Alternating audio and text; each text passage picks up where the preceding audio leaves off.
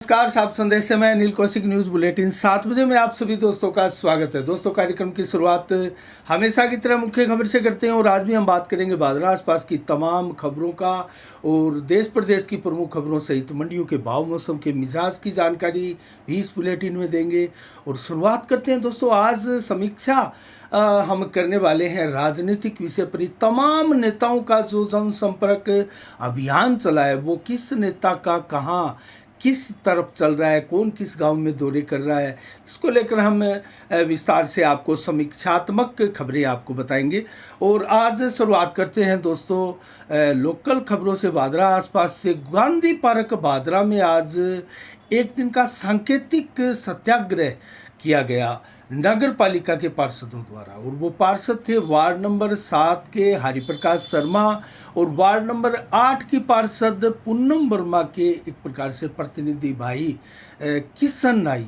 ये दोनों सत्याग्रह पर बैठे और दोस्तों इन्होंने आरोप लगाया कि नगर पालिका भादरा भेदभाव कर रही है और निर्माण कार्यों में तो भेदभाव कर रही है, सफाई अभियान में भी भेदभाव कर रही है। और इन जो विपक्ष के पार्षद हैं उन तमाम पार्षदों के वार्डों में गंदगी बिखरी पड़ी है, सफाई कर्मचारी समय पर नहीं आ पा रहे हैं और निर्माण कार्यों में तो जमकर इन वार्डों के साथ भेदभाव किया जा रहा है। ये आरोप बार बार दोस्तों नगर पालिका बोर्ड, वर्तमान का जो बोर्ड है, उस पर लगता है। आखिर इसमें सच्चाई क्या है? क्या वाक्य में ही नगर पालिका का जो वर्तमान में बोर्ड बना है वो तानाशाही पूर्ण कार्य कर रहा है? ये एक बहुत बड़ा सवाल है। और दोस्तों, हाल हम आपको बताते ही हैं नगर पालिका कस्बे के तमाम 40 वार्डों में जिस प्रकार से तेज़ी के साथ सीवरेज के कनेक्शन चल रहे हैं और जिस प्रकार से सीवरेज के जो पाइपलाइन डालने के बाद सड़कें बनाई गई है वो सड़कें धंस रही है, सड़कों के नीचे खोखलापन जो दिखाई दे रहा है और चैम्बर धंस रहे हैं। और दोस्तों, लोगों के मकानों में पानी जा रहा है, नींव में, ये भी है। और बहुत से ऐसे मकान भी है, ऐसे घर भी है, उनके घर में बनी ज़मीन में भूमिगत पानी की टंकियों में सीवरेज की कनेक्टिविटी हो रही है। ऐसा दोस्तों कई वार्डों में सुनने में आया है। तो इस प्रकार की शिकायतें जो है कस्बा क्षेत्र से लगातार आती है। हरिप्रकाश शर्मा हो या फिर वार्ड नंबर 8 के पार्षद हो या फिर अन्य विपक्षी पार्षद हो, समय समय पर अपना प्रोटेस्ट दर्ज करवाते हैं, लेकिन एक शब्द बार बार ये कहते हैं कि सुनवाई नहीं है। हम अगर उन पर मीडिया कर्मी आरोप लगाते हैं कि आप निष्क्रिय, आप विपक्ष की भूमिका नहीं निभा रहे, तो एक ही जवाब आता है इनकी तरफ से कि कहीं कोई सुनवाई नहीं हो रही है। इसलिए हताश हो चुका है विपक्ष, निराश हो चुका है विपक्ष। दोस्तों, ये स्थिति है नगरपालिका बोर्ड की। इसके अलावा दोस्तों बात करें सफाई कर्मचारियों की जो भर्ती थी पूरे राजस्थान में 13,184 पदों पर जो भर्ती होनी थी और जगह जगह पूरे राजस्थान में सफाई कर्मचारियों की भर्ती को लेकर जो वाल्मीकि समाज है, अन्य कई संगठन हैं, वो धरना प्रदर्शन पर उतर आए थे और उनकी मांग थी 25,512 तमाम पूरे के पूरे पदों के ऊपर भर्ती प्रक्रिया संपन्न की जाए। और अनेकों मांगे और भी थी। वाल्मीकि समाज ने तो ये भी कहा कि हमें प्राथमिकता मिले सफाई कर्मचारी भर्ती की जो प्रक्रिया होती है उसमें। तो इसको लेकर लंबी हड़ताल चली। भादरा में भी हमने आपको वो कवरेज भी दिखाई, वीडियोस भी दिखाई। भादरा में भी नगर पालिका के आगे इसी प्रकार से जो है स्ट्राइक की गई थी, हड़ताल की गई थी, धरना प्रदर्शन किया गया था। अब कल देर शाम को इसको लेकर सरकार और जो धरनार्थी संगठन थे उनके बीच में सामंजस्य हुआ है, एक वार्ता हुई है और इसमें जलदाय मंत्री महेश जोशी के साथ विभिन्न संगठन, जिन संगठनों की मैं बात करूं तो सफाई श्रमिक संघ के अध्यक्ष इसमें शामिल थे नंद किशोर डंडोरिया, और इसके अलावा अखिल भारतीय सफाई मजदूर कांग्रेस के अध्यक्ष भी इसमें शामिल थे कैलाश लोहरा, और इसके अलावा भी सुरेश कलमाडी आदि अनेक संगठनों के नेता भी थे। सरकार की तरफ से महेश जोशी थे और उनमें सहमति जिन विषयों पर बनी उनमें बात करें तो 13,184 पदों पर ही वर्तमान में अभी 2-3 दिनों में भर्ती प्रक्रिया प्रारंभ होगी। 13,184 पदों पर, और जो शेष 12,328 पद है उन पदों पर भी भर्ती होगी, लेकिन फाइनेंस डिपार्टमेंट में वो भेजी जाएगी रिपोर्ट, और उसके बाद में वेरिफिकेशन होने के बाद में इन पदों पर भी भर्ती की जाएगी। तो कुल मिला के सभी 25,512 पदों पर भर्ती करने की बात सरकार कहकर ये स्ट्राइक जो है वो ख़त्म करवाई है। और वाल्मीकि समाज के लिए इस वार्ता में प्रमुख रूप से ये कहा गया सरकार द्वारा कि वाल्मीकि समाज के परिवारों को ही प्राथमिकता दी जाएगी सफाई भर्ती करने में। तो कुल मिला के ये आंदोलन जो है एक बार समाप्त हो चुका है, और जो विभिन्न संगठन थे उन्होंने आंदोलन समाप्ति करने की घोषणा भी कर दी है। इसके अलावा दोस्तों बात करें 10 जून को विशाल रक्तदान शिविर भादरा क्षेत्र में सरकारी अस्पताल में लगने जा रहा है, और ये सुखदेव शर्मा जो कि बोझला के उनके जन्म दिवस के अवसर पर उनके परिवार के ही उनके द्वारा लगाया जाएगा। और इसमें हर रक्तदाता को दोस्तों एक हेलमेट और एक वाटर बोतल दी जाएगी। गर्मियों में जो आप पानी पीते हैं उसकी वो एक बोतल आपको दी जाएगी। तो हेलमेट और वाटर बोतल ये अलग प्रकार का अभियान है, और इसमें ज़्यादा से ज़्यादा युवाओं के भाग लेने की अपील की गई है महावीर शर्मा, अजीत शर्मा बोझला द्वारा। और इस रक्तदान शिविर का उद्घाटन करेंगे क्षेत्र के महान शिक्षाविद कहे विदिश दत्त शास्त्री और श्यामानंद जी महाराज, जो कि रामतलाई आश्रम के प्रमुख हैं। ये इस कैंप का उद्घाटन करेंगे।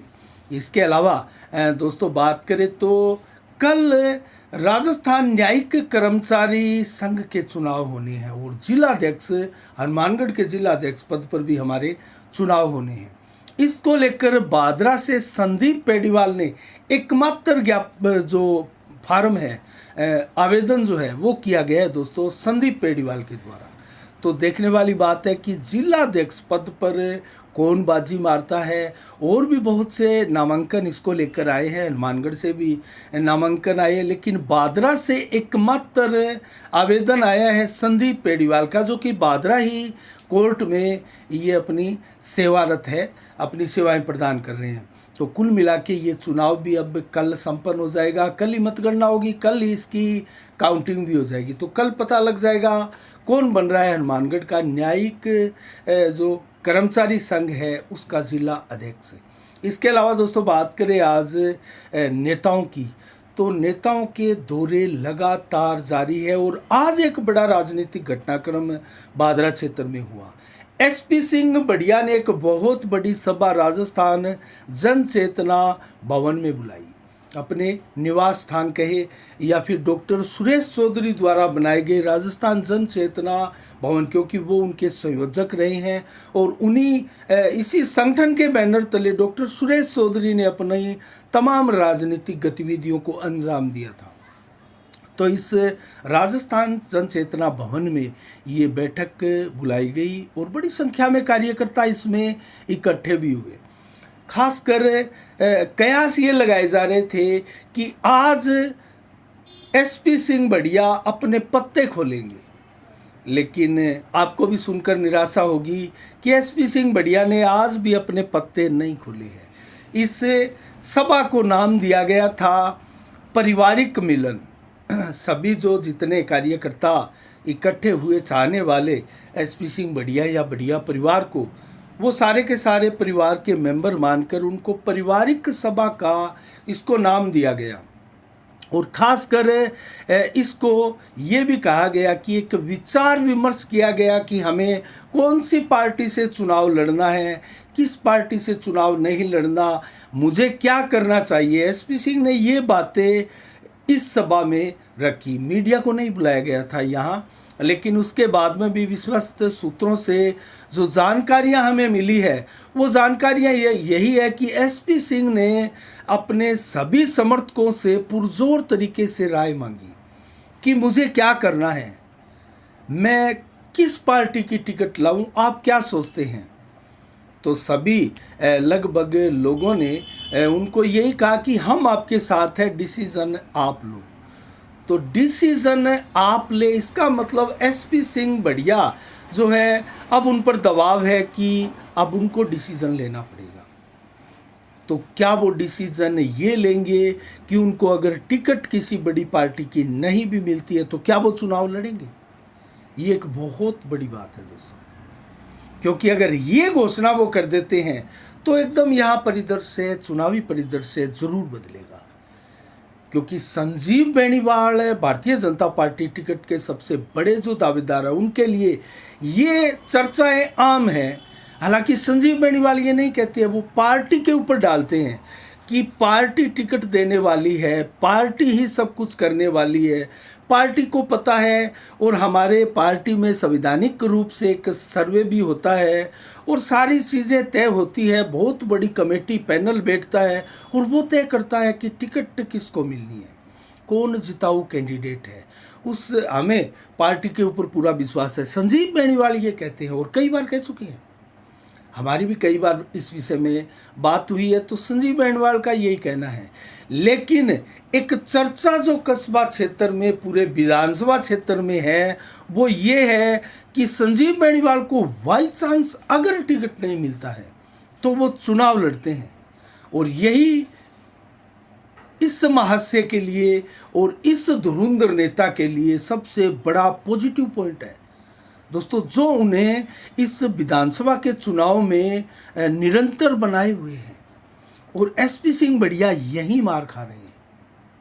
इससे अच्छा तो बजरंग सहारण का एक चुनावी अभियान या कैंपेन हम मान सकते हैं।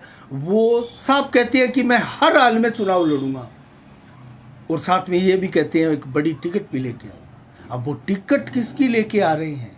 कांग्रेस की, बीजेपी की, बसपा की, आरएलपी की, आम आदमी पार्टी की, या फिर किसकी? या फिर जो सचिन पायलट 11 जून को, इसी 11 जून को 4 दिन बाद में जो अपने पत्ते खोल रही है, संभवतः एक बड़ी अलग पार्टी बनाने की भी घोषणा कर सकते हैं।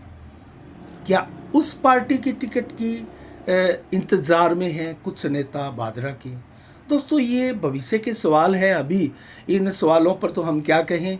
लेकिन राजस्थान की राजनीति में एक बहुत बड़ा परिवर्तन और बहुत बड़ा एक उठा पटक वाला दौर आने वाला है मात्र 3-4 दिनों में, सचिन पायलट के थ्रू। और भारतीय जनता पार्टी की पूरे भारत भर के प्रमुख नेताओं की मीटिंगें चल रही है और पूरे भारत भर में भारतीय जनता पार्टी अपने पदाधिकारियों को बदलने वाली है दोस्तों। बहुत चेंजिंग होने वाली है, राजस्थान में भी चेंजिंग हो सकती है।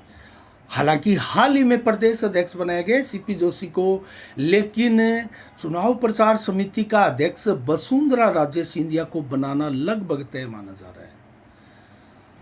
बहुत बड़ा पद है दोस्तों, प्रतिपक्ष का नेता और पार्टी का प्रदेशाध्यक्ष और चुनाव प्रचार समिति का अध्यक्ष, ये तीनों ही धुरंधर पद होते हैं जो धुरंधर राजनीतिज्ञों को या सर्वोच्च नेताओं को दिए जाते हैं।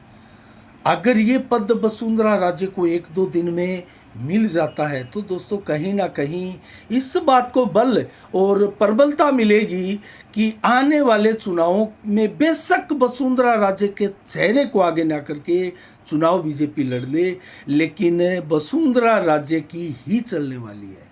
और विधायक दल की बैठक में कहीं ना कहीं वसुंधरा राजे को नज़रअंदाज नहीं किया जा सकता। टिकट वितरण में उनका पूरा इन्वॉल्वमेंट रहने वाला है। और ये सब हो गया तो दोस्तों आपको पता ही है, अगर भाजपा की सरकार आने वाली हुई तो उसमें वसुंधरा राजे ही चेहरा हो सकती है।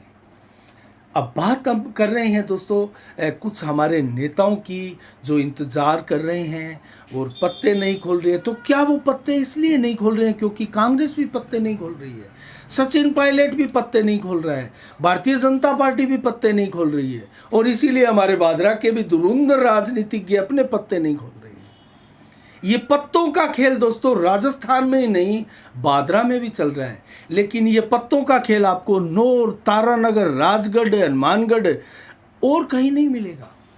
आपको राजस्थान के बाद सीधे बादरा में मिलेगा।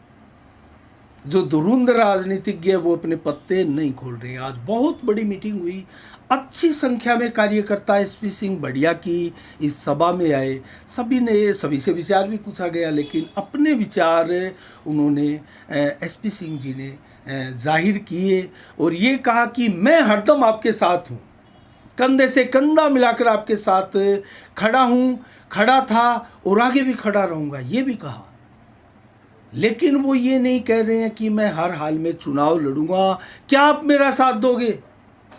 पार्टी हो या ना हो, क्या आप मेरा साथ दोगे? ये बातें नहीं हुई।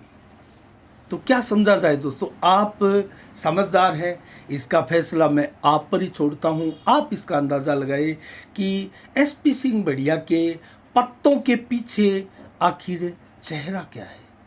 तो इसके अलावा दोस्तों बात करें बजरंग सारण की, हम नेताओं की बात कर रहे थे बादरा के। बजरंग सारण ने घोटड़ा पट्टा में और उससे पहले रामपुरा में एक सभा की, जिसका हमारे फेसबुक चैनल पर और यूट्यूब चैनल पर भी हमने वीडियो लगाया हुआ है। तो बजरंग सारण भी ताबड़तोड़ जनसंपर्क अभियान अपना गाँव में जारी रखे हुए हैं। और बात करें संजीव बेनीवाल की, तो नुआ गांव में बहुत बड़ा कार्यक्रम है और लगभग हर पंचायत में, एक पंचायत में रोजाना पहुंच रहे हैं और हर पंचायतों तक पहुंचेंगे। जटान हुणकपुरा में भी कल Sanjeev Beniwal door to door संपर्क कर चुके हैं। और इसके अलावा बात करें जयदीप डुड्डी की, भारतीय जनता पार्टी के नेता की, पूर्व संसदीय सचिव की, तो मुंसरी गांव में आज डोर टू डोर जनसंपर्क अभियान जयदीप डुड्डी का भी चला। और कल की बात करें तो ग्राम पंचायत सौवाला में डोर टू डोर संपर्क किया था, बम्बलवास में भी दौरा किया था और केंद्र सरकार के 9 वर्ष पूरे होने के उपलक्ष्य में ये कार्यक्रम वो चला रहे हैं। तो कुल मिला के जयदीप डुड्डी भी अब कुछ दिनों से एक्टिव दिखाई दे रहे हैं। दोस्तों कोई नेता एक्टिव होगा तो हम एक्टिव उसको बताएंगे, अगर कोई नेता एक्टिव नहीं होगा तो हम उसको एक्टिव कैसे बताएंगे? कोई पत्ते अपने नहीं खोलेगा तो कैसे बताए कि उन्होंने पत्ते खोल दिए? तो कुल मिला के अब बात करते हैं हम बलवान पूनिया की। तो बलवान पूनिया कल साहूवाला में शानदार स्वागत समारोह बलवान पूनिया का माफ़ कीजिएगा, जटान गांव में कल जो 3 बजे है वो बलवान पूनिया की एक बड़ी सभा होने जा रही है मैन चौगान में, जटान गांव के, कल 8 जून को बलवान पूनिया की। और बलवान पूनिया की अगर बात करें तो आज बलवान पूनिया का कहीं कोई कार्यक्रम हमें दिखाई नहीं दिया, लेकिन कल सौवाला में स्वागत कार्यक्रम हुआ था और बांगवा गांव में भी राहत कैंप का निरीक्षण बलवान पूनिया विधायक बादरा ने किया था। तो कुल मिला के बलवान पूनिया तो मौजूदा विधायक है और अपनी एक्टिविटी बनाए रखते हैं, अपनी निरंतरता, सक्रियता वो बनाए हुए हैं। लेकिन पूर्व विधायक, अन्य नेता, 2023 में चुनाव लड़ने वाले नेता कहीं एक्टिविटी दिखाई नहीं देती। और आजकल कार्तिकेय डुड्डी हनुमान बेनीवाल के पास दिखाई देते हैं, कहीं हनुमानगढ़ में मीटिंग हो, कहीं और मीटिंग हो, कार्तिकेय डुड्डी उनकी टीम में जैसे शामिल हो चुके हैं या उनको कोई प्रदेश का पद मिल चुका है, वो हनुमान बेनीवाल के साथ दिखाई दे रहे हैं। तो कुल मिला के बादरा के नेताओं का चुनावी जनसंपर्क अभियान ये है। और दयानंद बेरवाल की बात करें या शेर सिंह गोस्वामी की बात करें तो वो अपने आला नेताओं के यहाँ मिलने मिलाने का दौर चल रहा है उनका। वो कभी जयपुर में जाकर मुलाकातें कर रहे हैं, तो कहीं ना कहीं कांग्रेस के नेताओं को तो ये सबसे बड़ी चिंता सता रही है कि पार्टी बादरा में टिकट देगी भी या नहीं देगी, पार्टी टिकट किसको देगी। अपनी टिकट पक्की करने के चक्कर में कांग्रेस के नेता बादरा टू जयपुर, बादरा टू दिल्ली ये अभियान चलाए हुए हैं। तो वो कब बादरा के गाँव में चलेंगे और कब जनसंपर्क अभियान चलाएंगे, कैसे जनता विश्वास करेगी? दोस्तों कहीं ना कहीं कांग्रेस यहीं पर पिछड़ती जा रही है और यहीं पिछड़ी हुई दिखाई भी दे रही है। तो कुल मिला के आज की दोस्तों इस समीक्षा में इतना ही। 7 जून को आज क्या विशेष दिवस है? इसको लेकर मैं आपको बताऊं तो विश्व खाद्य सुरक्षा दिवस आज के दिन मनाया जाता है और पूरे विश्व में खाद्य सुरक्षा को लेकर तरह तरह के कार्यक्रम आयोजित भी किए जा रहे हैं। आज 1932 को महान गणितज्ञ MS नरसिम्हन का आज के दिन जन्म हुआ था। धूमधाम से उनका जन्म दिवस भारत में मनाया जा रहा है। 1974 को सेवानिवृत्त टेनिस स्टार खिलाड़ी महेश भूपति का भी आज के दिन जन्म हुआ था। और इसके अलावा मौसम का मिजाज भी बताएंगे। मंडियों के भाव में जल्दी से आपको बता देता हूँ।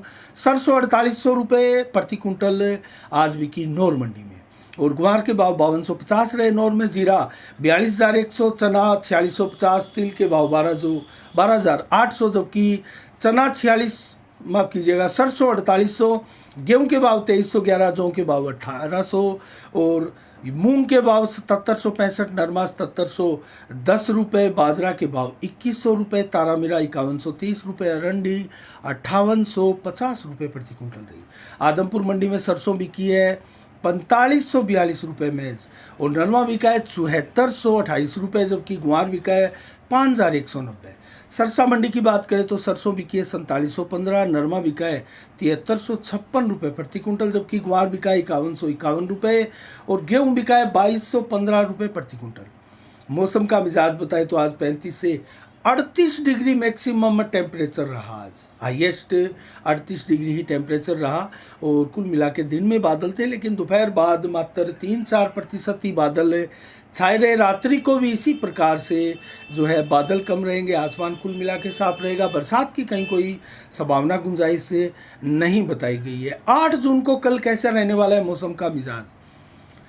30 से 38 डिग्री टेम्परेचर दिन में, जबकि 39 से 41 डिग्री टेम्परेचर दोपहर को मैक्सिमम रहेगा, और देर शाम को भी 36 से 41 डिग्री लगभग ही टेम्परेचर रहेगा। तो दिन भर कड़ी धूप कल पड़ने की संभावना है। 7 से 25 किलोमीटर की रफ्तार से हवाएं चलेगी, तो हवा तेज चलेगी, इसलिए आपको धूप प्रचंड गर्मी से कुछ राहत महसूस होगी, और यही वजह है कि टेम्परेचर 41 से अधिक नहीं जा रहा है। तो जून का महीना है, और आज 7 जून हो चुकी है। कल 8 जून को भी अभी तक टेम्परेचर जो है 41-40 से नीचे बना हुआ है। तो रात्रि को भी 31 से 34 डिग्री टेम्परेचर, 7 से 11 किलोमीटर की रफ्तार से रात्रि को हवा कुछ कम चलेगी, और 15% ही बादल आसमान में छाए रहेंगे। तो आज के लिए इतना ही। कल ठीक शाम 7 बजे फिर आपसे रूबरू होंगे, और तब तक के लिए आप अपना बहुत बहुत ख्याल रखिएगा। मुझे दीजिएगा इजाज़त। साफ संदेश से मैं अनिल कौशिक। नमस्कार। जय भारत, जय जय राजस्थान।